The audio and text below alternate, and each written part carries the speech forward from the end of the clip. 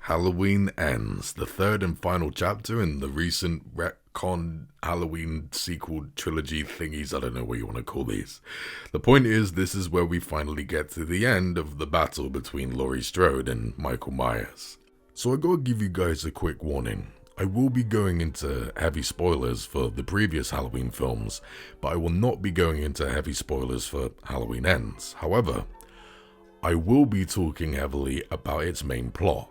All of the marketing and trailers have been hiding the film's main plot from you for some reason, so when I go into it, it could be considered a spoiler. However, what I will say is that I went into this film knowing exactly what the film was about, and I was still confused as fuck and quite pissed off. So I can only imagine how you guys are gonna feel if you have no idea what you're getting yourselves into. So I would recommend you sticking with me in this video, but if you want to go in entirely spoiler free, knowing nothing, stop watching this video. But remember, you're going to be very discombobulated when you leave the theater. So the Halloween franchise has been a big source of frustration for me. I do like the original. It felt very grounded and realistic. Like, you could easily imagine this happening to you because Michael Myers felt like a real-life serial killer. But then when the ending came along and implied that he could survive gunshot wounds because he's pure evil and otherworldly, the terrible sequels came along and retconned Michael Myers into being some type of invincible slasher. Like many people, I found that frustrating and it removed all the relatability. I just wasn't scared of Michael Myers anymore.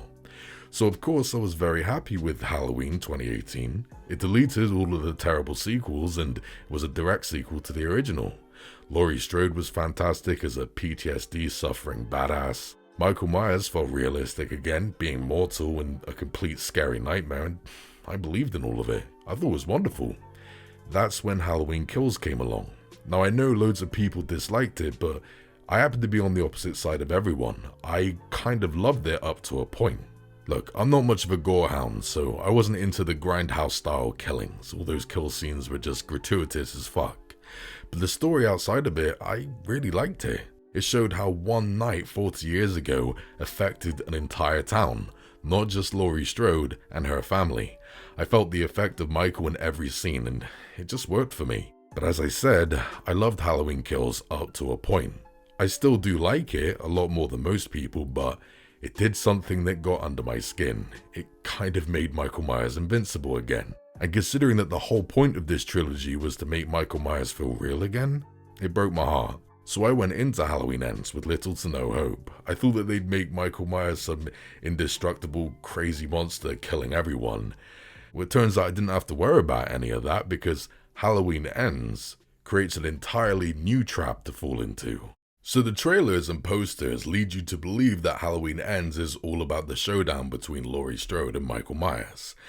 And even though that's definitely in the film, that's not the point of it. This one is set 4 years later after Laurie Strode's daughter died and Michael Myers has since gone missing. Enter Corey, a young man who gets demonized after accidentally killing a boy and begins snapping under the pressure of it all. Eventually, he starts dating Laurie Strode's granddaughter, Allison, and a load of silly contention begins. Now, so of course, the marketing has completely hidden that from you, and I have no idea why, because it's not an earth-shattering secret. If anything, it's just going to piss off a load of people that went into this not knowing that was going to happen. After a pretty solid 5-minute intro, we get reintroduced to Laurie Strode, and right there I had a load of problems. Laurie Strode is now ridiculously okay and seems to suffer no sense of post-traumatic stress disorder. Completely unaffected by the loss of her daughter, and they barely even mention her daughter's death at the end of the last film. She now lives very happily with her granddaughter and has a house full of love as opposed to weapons and protection. It just makes no sense. Think about it. Halloween 2018 states that Laurie spent 40 years prepping for the return of Michael Myers, even though he's been locked away in a mental home, and he killed only a few of her friends. But then he eventually does break out, kills even more of her friends, and kills her daughter. And just 4 years later, she's completely okay, and doesn't worry about him coming back even though he's missing and could come back anytime he wants. It's fucking crazy.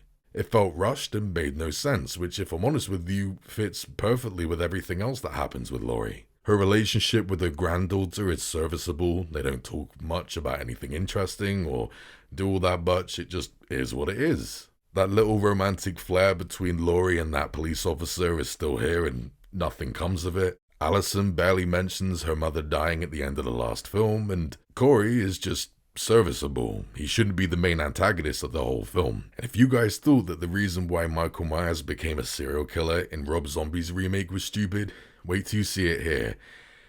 When Corey starts killing people, it was fucking ridiculous. Guys, it made sense to be why the town kind of became a monster in Halloween Kills, but here, everyone lacks subtlety. Paper-thin bullies, paper-thin bad guys, it was just dull. Now notice that so far I haven't spoken much about the kill scenes, and that's because there are hardly any. This is the least Halloween of them all. Now I didn't mind that so much because again, I'm not a gorehound. I don't go into the Halloween films to watch him kill people, right? But considering that there was such a small body count and the few gore scenes we get are almost comedic and Michael Myers is barely in the film, holy moly. I was in the woods with no crumbs, guys. Like, Halloween Ends was confusing the fuck out of me. Plus, the romance between Corey and Allison was just, wait till you see it. There's barely any chemistry between them, and there's nothing interesting surrounding their scenes. It just is. And that's when the third act came. Now, guys, I don't want to give away any spoilers, but what I will say is that the whole reason why we're watching this is to see the final battle between Laurie Strode and Michael Myers. Again, no spoilers, but I was blown away by how let down I was by it. First of all, how Michael Myers and Laurie Strode meet, convenient as fuck. And when they do meet, there's no real build-up to it. It just randomly happens and then they rush straight through it. I think they should have taken this ending out and put it at the end of Halloween Kills, replaced it with that mob scene where Michael gets shot and it doesn't do anything to him.